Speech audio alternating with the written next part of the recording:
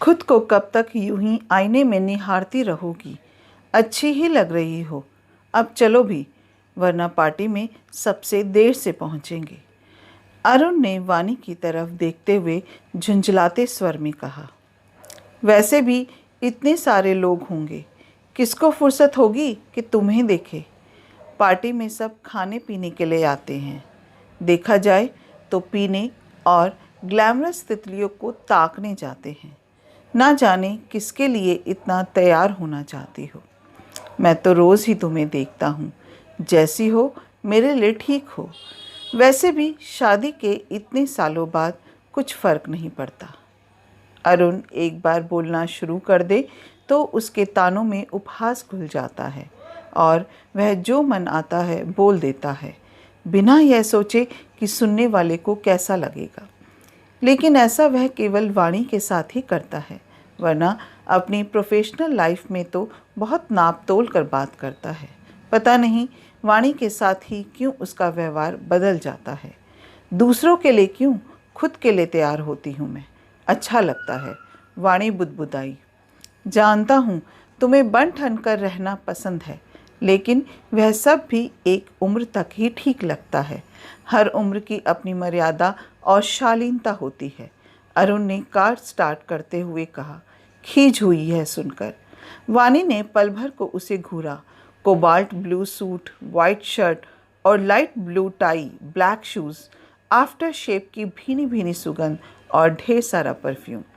अरुण हमेशा बेहतरीन ढंग से तैयार होकर घर से निकलता है।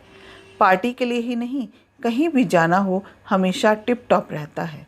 गजब का आकर्षक व्यक्तित्व है। उसकी भी तो उम्र हो गई है, वाणी से 4 साल बड़ा है, फिर यह क्यों सज संवर कर निकलता है। अगर कभी वह यह सवाल पूछ बैठी तो जानती है इस सवाल का कोई सटीक जवाब अरुण के पास नहीं होगा। घिसा पिटा जवाब ही होगा कि मैं पुरुष हूँ, काम पर जाता हूँ, 10 लोगों से मिलना होता है, आखिर सोसाइटी में मेरा कोई स्टेटस है। तो वाणी के भीतर जैसे सवाल जवाब की उठा-पिठक चलने लगी। वह स्त्री है, उसके लिए सवरे रहना क्यों ज़रूरी नहीं है, जबकि श्रृंगार की तमाम वस्तुएं, सारे तामझाम और रौनकें स्त्रियों के लिए ही होती है। फैशन की सारी दुनिया उनसे ही चलती है, उनकी वजह से ही फलती फूलती है। पूरा बाजार पुरुषों के बजाय स्त्रियों के कपड़ों और उनके साथ श्रृंगार की चीज़ों से ज़्यादा भरा रहता है। माना वह नौकरी नहीं करती तो क्या घर में यूं ही झल्ली बनी घूमती रहे? नहीं रह सकती वह ऐसे। नौकरी करने पर भी अरुण ने ही पाबंदी लगाई थी, इसलिए लाख अरुण टोके के बाद मैनिक्योर, पेडिक्योर, फेशियल से लेकर ज़रूरी ब्यूटी ट्रीटमेंट्स करवाती रही। नेल पॉलिश, लिपस्टिक सब लगाती रही। घर पर भी तैयार होकर रहना ही पसंद था उसे। अरुण को इस बात से खुश होना चाहिए था कि उसकी बीवी स्मार्ट है, सही तरीके से रहने के तौर तरीके जानती है, लेकिन उसे ये सब फिजूल की बातें लगती है। वैसे भी वाणी की हर बात को काटना या टिप्पणी करना अरुण अपना जन्मसिद्ध अधिकार मानता है। और उम्र की बात करें तो 42 साल की ही हुई है बस। 22 साल में शादी हो गई थी। 1 साल बाद बेटा और उसके 2 साल बाद बेटी। बच्चे बाहर हॉस्टल में रहकर पढ़ाई कर रहे हैं, इसलिए समय ही समय है उसके पास, इतना कि बिल्कुल बोर हो जाती है। शादी के बाद सारे शौक, सपने कब चूल्हे और गृहस्थी की भेंट चढ़ गए पता ही नहीं चला। वह जिस क्षेत्र में अपना मुकाम बनाना चाहती थी, उसके बारे में पता चलते ही शादी के बाद भड़क गया था अरुण। साफ ताकीद दी थी, कोई ज़रूरत नहीं है ऐसी बेकार की बातों को दिमाग में लाने की। भी शादी से पहले के जो शौक है उन्हें जाकर किसी मिट्टी के ढेर के नीचे दबा दो, वरना परेशानी तुम्हें ही होगी। यह समझ लो, तुम्हें किसी चीज़ की कमी कभी नहीं होने दूंगा। तुम मेरी जिम्मेदारी हो और मैं उसे निभाऊंगा।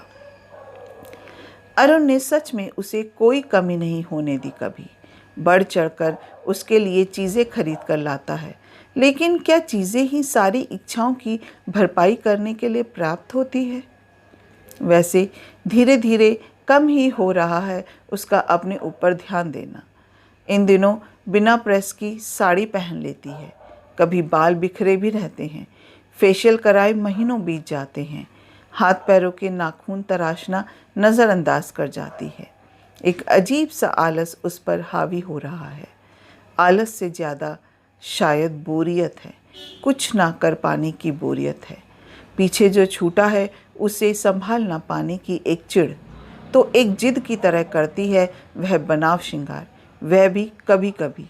इसलिए अब जब कहीं बाहर जाती है तो कुछ ज़्यादा ही देर लगती है उसे शीशे के सामने से हटने में, मानो सारी कसर उसी दिन पूरी कर लेना चाहती हो। उम्र हो जाए तो क्या सजना संवरना, खुद पर ध्यान देना छोड़ देना चाहिए? इस तरह तो अपने लिए जीना भी छोड़ देना चाहिए। नहीं कर सकती वह अरुण से सवाल और बहस तो कतई नहीं। इसलिए सारे रास्ते चुप ही बैठी रही कार में। पार्टी में नीलेश दा को देख हैरान रह गई। हमेशा की तरह खादी का कुर्ता पजामा पहना हुआ था।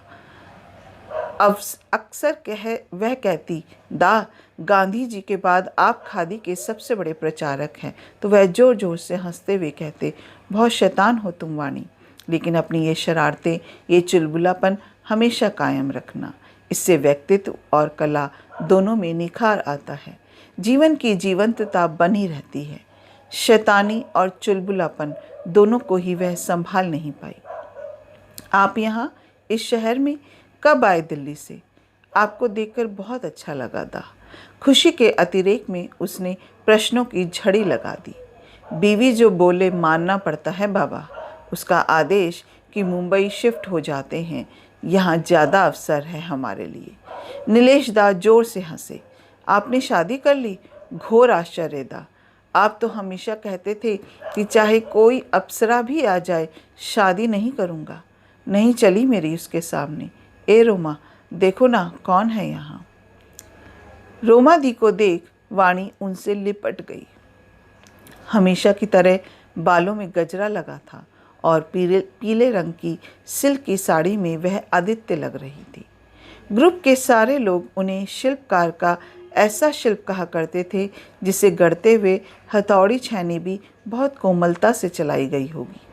तभी तो हर अंग कलात्मक ढंग से तराशा हुआ लगता था। आपने रोमा दी से शादी की? वाणी की हैरानी और बढ़ गई थी। करनी पड़ी वाणी, मानी ही नहीं। तुम सबसे बिंदास थी हमारे ग्रुप में। तुम तो शादी करके गायब ही हो गई। फिर मुझे कौन बचाता?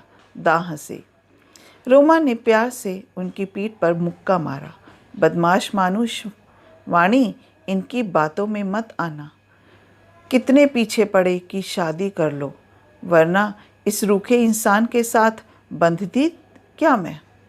नहीं दी, दा बिल्कुल रूखे इंसान नहीं है। कलाकार तो संवेदनशील होता है। अपने गुरु के बारे में मैं कुछ नहीं सुनूंगी। तुम थिएटर कर रही हो कि नहीं? अरुण तो अपने दोस्तों के साथ ड्रिंक में व्यस्त था। वाणी साथ में आई है यह भी भूल गया था। वे तीनों कोने की एक टेबल पर आकर बैठ गए। दा, कुछ नहीं कर रही मैं। अरुण को पसंद नहीं, लेकिन आप लोगों का थिएटर ग्रुप कैसा चल रहा है? एकदम बढ़िया। यहाँ मुंबई में भी अच्छा लग रहा है। लोग थिएटर पसंद करते हैं। ग्लैमरस होने के साथ साथ मुंबई में कला की भी बहुत कद्र है। तुम वापस ज्वाइन कर लो हमारे साथ, रोमा दी ने चीज़ बॉल्स खाते हुए कहा। संभव नहीं होगा दी, वाणी ने धीमे स्वर में कहा। थिएटर के बारे में सोचते ही एक टीस उठी थी मन में। उसका सपना था एक बेहतरीन थिएटर कलाकार बनने का। अपना पता दो, कल आते हैं हम तुम्हारे घर। नीलेश दा उसे भावुक होते देख माहौल को सहज बनाने के लिए। दा, दोपहर में आइएगा, अचानक वाणी के मुंह से निकला। अरुण घर पर होगा तो नाहक ही गुस्सा होगा। वाणी हमारे ग्रुप की एक लड़की की माँ बहुत बीमार है। वह रिहर्सल पर भी नहीं आ रही है। और अगले महीने ही नाटक का मंचन है। विज्ञापन जा चुके हैं, पोस्टर छप गए हैं, प्रचार काम जोरों पर है। वेन्यू के लिए एडवांस का भुगतान दिया जा चुका है। लगभग सारी तैयारियां हो चुकी हैं। ऐसे में नाटक मंचन की तारीख आगे बढ़ाना संभव नहीं। और तुम तो जानती हो हमारे पास इतना पैसा भी नहीं है कि शो कैंसिल कर दें और नुकसान सह लें। बर्बाद हो जाएंगे हम। नीलेश दा ने पूरी नाटकीयता से चेहरे पर दयनीय भाव लाकर कहा, हाँ वाणी, अब तुम ही हमें बचा सकती हो। रोमा दी ने भी अभिनय के सारे दांव पेच आजमाते हुए स्वर में वेदना के सारे तार झंझनाते हुए कहा, मैं कैसे? यह आप लोग क्या कह रहे हैं? मुझे नहीं लगता कि आर्थिक रूप से इस काम के लिए मैं आपकी कोई भी मदद कर पाऊंगी। अरुण को थिएटर की दुनिया कतई पसंद नहीं। अरे नहीं, पैसे से मदद करने के लिए नहीं कह रहे हैं। मैं चाहता हूँ कि उस लड़की की भूमिका तुम करो। 1 महीना है, आराम से रिहर्सल हो जाएगी और तुम जैसी पारंगत कलाकार के लिए कौन सा मुश्किल काम है अभिनय करना। नीलेश दा ने समझाते और मनाने के ख्याल से अपनी खास शैली में कहा। बुरी तरीके से चौंक गई वाणी। यह आप क्या कह रही हैं दा? असंभव बात है। क्यों? इसमें इतनी चौंकने वाली बात क्या है? रोमा दी ने पूछा। तुम स्कूल टाइम से थिएटर करती आ रही हो, मंझी हुई कलाकार हो, हमारे ग्रुप का हिस्सा रही हो। अब हमें ज़रूरत है तो क्या हमारे लिए इतना भी नहीं कर सकती? नीलेश को गुरु मानती हो, उनका मान नहीं रखोगी क्या? रोमा ने वाणी की भावनाओं को झंझोड़ा। वह जानती थी कि वाणी वैसे मानने वाली नहीं है। शादी के बाद अभिनय करना तो दूर, किसी नाटक का मंचन होते देखा तक नहीं। सब भूल चुकी हूँ। इतने बरस हो गए हैं रोमा दी। कला हमारे भीतर होती है, वह खत्म नहीं होती। अगर समय का अंतराल आ जाए तो उसे केवल तराशने की ज़रूरत होती है। बस तुम्हें पुनः अभ्यास करना होगा। रिहर्सल करोगी तो पुरानी वाणी स्टेज पर छा जाएगी पहले की तरह। नीलेश दा बोले। दा, अरुण मुझे कभी इसकी अनुमति नहीं देंगे, वाणी ने कपकपाते स्वर में कहा। मैं जिस सपने को दफना चुकी हूँ उसे क्यों खोदकर बाहर लाने की जिद कर रहे हैं ये दोनों। वाणी अपने भीतर एक लड़ाई लड़ रही थी। क्यों वापस ये उसे उस दुनिया में ले जाना चाहते हैं जहाँ जाना संभव नहीं है।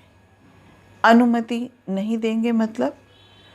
तुम्हें अपने बारे में फैसला लेने का अधिकार तो होगा ही। और क्या तुम अपनी कला को मरने दोगी? अभिनय तो तुम्हारे लिए जीवन की संतुष्टि रहा है। हमेशा कैसे जी पा रही हो उसके बिना? रोमा दी ने जैसे उसके आत्मसम्मान को झंझोड़ा। रोमा, रहने दो। वाणी को इस तरह परेशान मत करो। अरुण को नहीं पसंद तो कोई बात नहीं, हम तुम्हें बाध्य नहीं करेंगे। लेकिन बस इस बार यह नाटक कर लो, वरना बहुत मुश्किल स्थिति पैदा हो जाएगी हमारे लिए। नीलेश दा ने अनुरोध किया। दा, इस तरह अनुनय कर आप मुझे शर्मिंदा ना करें। मैं कोशिश करूँगी, पर अभिनय ठीक से कर पाऊँगी कि नहीं इसकी गारंटी नहीं ले सकती। वह तुम मुझ पर छोड़ दो, रोमा दी बोली। मैं दोपहर में ही रिहर्सल के लिए आ सकती हूँ।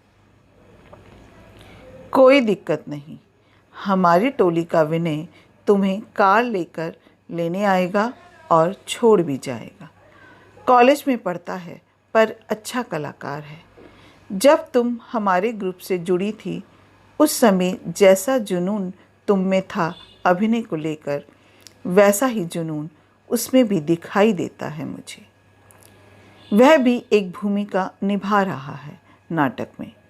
नीलेश दा ने उसे स्क्रिप्ट पकड़ाते हुए कहा। इतने वर्षों बाद अभिनय करते हुए भी रिहर्सल के दौरान वानी को नहीं लगा कि वह कुछ भूली थी। बहुत ही सहज ढंग से वह संवाद पढ़ती गई। धीरे धीरे अभिनय और मंझ गया। नीलेश दा और रोमा दी के निर्देशों के साथ वह निखरती गई। वानी दी, आपका अभिनय एकदम स्वाभाविक है। जान डाल दी है आपने ध्रुव स्वामी की भूमिका में। उसे वापस छोड़ते समय विनय बोला। अच्छा विनय, अब उस लड़की की माँ की तबीयत कैसी है जो पहले यह भूमिका निभाने वाली थी? नहीं तो दी, यह भूमिका तो कोई नहीं निभाने वाला था। नीलेश दा किसी को ढूंढ रहे थे इसके लिए। फिर आप मिल गई तो वह बहुत प्रसन्न हुए।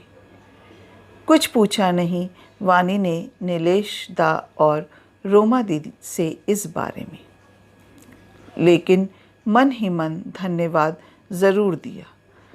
इतने दिनों से वह खुद बहुत अच्छा महसूस कर रही थी। आलस, बोझिलता और कुछ कर ना पाने की कसक दूर हो गई थी। हालांकि वह जानती थी कि जिस दिन अरुण को पता चला तो तूफान आ जाएगा। जानती है, नाटक करने वालों को वह भांड कहता है। लिपे पुते चेहरे वाले भांड। तिरस्कार होता है उसके शब्दों में। बस आज फाइनल रिहर्सल है और 2 दिन बाद मंचन। उस दिन के लिए कोई बहाना बनाना पड़ेगा। सुबह से रात तक घर से बाहर रहने के लिए। फाइनल रिहर्सल में देर हो गई थी। अरुण का आने का समय हो रहा है सोचकर वानी ने ना कपड़े बदले थे और ना ही मेकअप उतारा था। अंधेरा हो गया था। विनय उसे छोड़कर निकल ही रहा था कि बोला, वानी दी, एक बार खड्गधारनी के साथ जो आपका संवाद है उसे सुनाओ ना। वाह, कितना अद्भुत है आपका कहने का अंदाज। वाणी हंस पड़ी, पैसेज में ही रुक गई। भला मैं क्या कर सकूंगी? मैं तो अपने ही प्राणों का मूल्य नहीं समझ पाती।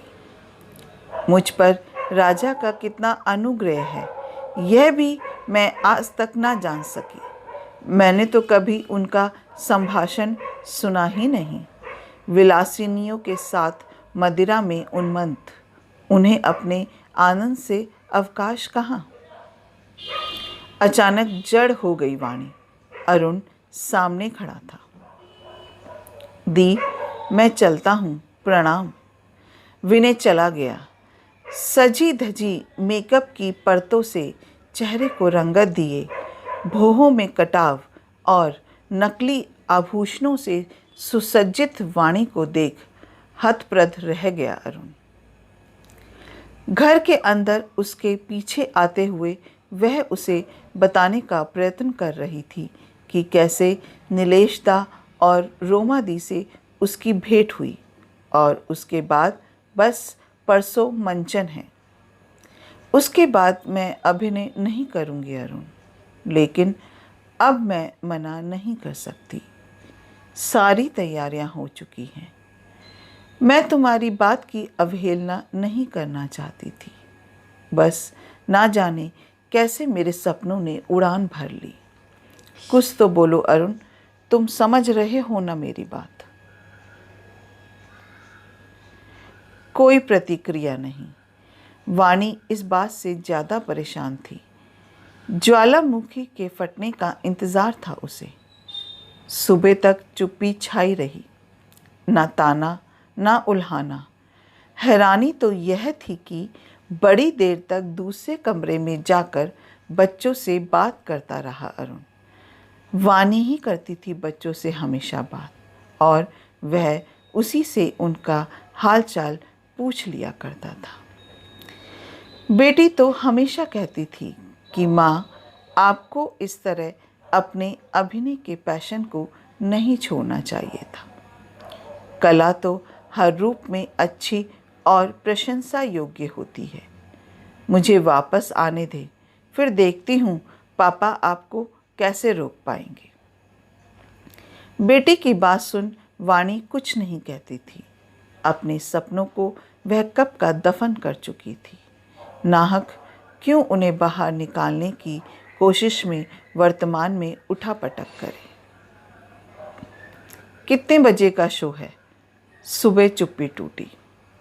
आऊँगा मैं भी देखने तुम्हारा अभिनय।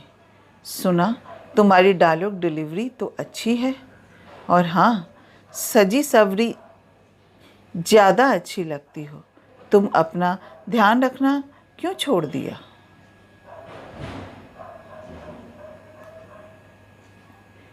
वाणी आश्चर्यचकित सी उसे ताक रही थी।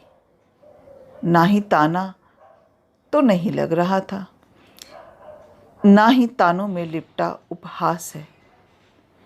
क्या सचमुच अरुण नाराज नहीं है? कहीं वह अभिनय तो नहीं कर रहा? वह धीरे धीरे कदम रखते हुए बिल्कुल उसके पास जाकर खड़ी हो गई। उसकी आंखों में झांका, उसके चेहरे के भाव को पढ़ने लगी। नहीं, अभिनय तो नहीं लग रहा। वाणी को लगा जैसे उसके सपनों ने हौले से पंख फड़फड़ाए हैं। उड़ान तो भरना है, चाहे कई बार गिरना पड़े। सपनों को पूरा करना है, चाहे खुद से भी लड़ना पड़े। अपना कीमती समय देने के लिए दिल से शुक्रिया। अगर आपको ये कहानी पसंद आई हो तो इसे लाइक कीजिएगा, शेयर कीजिएगा और चैनल को सब्सक्राइब करके मेरा हौसला बढ़ाइएगा। मिलते हैं फिर एक नई कहानी के साथ। जय